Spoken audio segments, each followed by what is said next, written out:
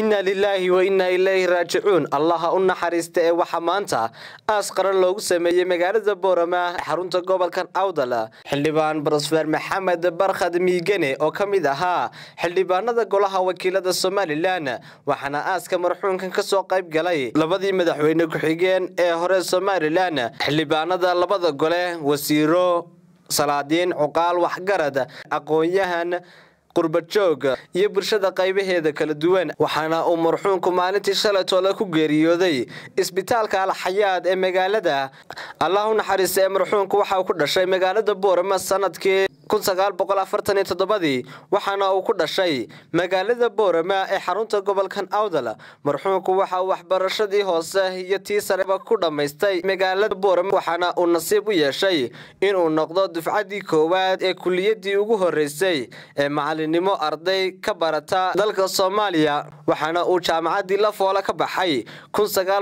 1973 waxana uu isla markaasi noqday macallin wax ka dhiga dugsiyada sare isagoo oo dhigi jiray cilmiga sayniska gaar ahaan biology-ga isla markaasina ereyo badan ku soo kordhiyay maadadaasi waxana kamid ahaa degmooyinkii ka dhigi jiray dugsiyada sare caasimada Soomaaliya ee Muqdisho magaalada Maka Sheekh Gabiley kadib markii uu soo idlaaday aaska marxuunka ayaa waxaa halkaasi tacsi tiiraaya looga diray ehelkii qaraabadii asxaabtii iyo guud ahaanba qaranka Soomaaliland uu ka baxay labadii madaxweyne ku xigeen ee hore Axmed Yuusuf Yaasiin iyo Cabdiraxmaan aw Cali Faarax iyagoo ka tacsiyadeeyay bulshada reer Soomaaliland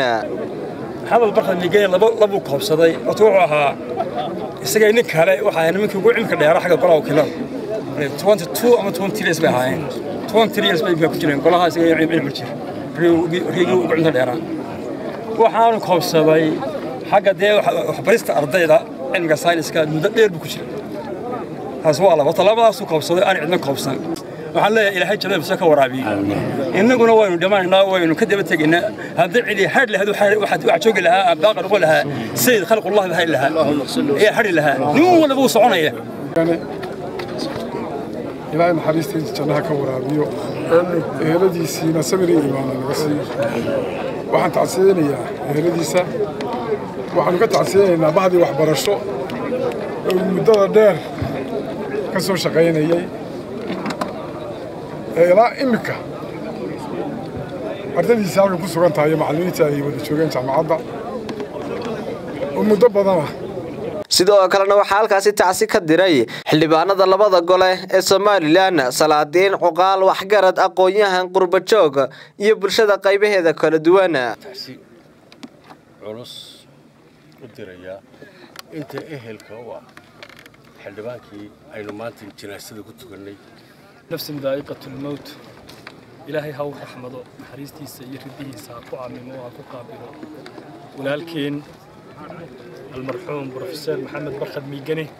إنا لله وإنا إليه راجعون كبيرين تاوما ينور الضميسة سفر بين كتير سفر بين وجه الرئي نن كوبي وحبرشوا يحرمر السياسة وإنت ورحمت يسف عن ودي إنا لله وإنا إليه راجعون إنا لله وإنا إليه راجعون ضلنا بعض الجامعات هرقيسة أرديدي معهم كده waxay daarin maxdina laakiin waa rin dhammaanteen ina wada haysato waxaanu leenahay walaalkeen ilaahay dambigiisa ha dhaafo ilaahay jannada ha geeyo sabir iyo iimaan ilaha ka siiyo الله نحرسته مرحومك waxa uu dunida uu kaga tagay laba xaas iyo 12 caruur ah iyo intii ay sii dhaleen inna lillahi wa inna ilayhi raaji'un wa nuruddin abdullahi dugsiye telefishinka caalamiga Somali Channel magaalada Boorama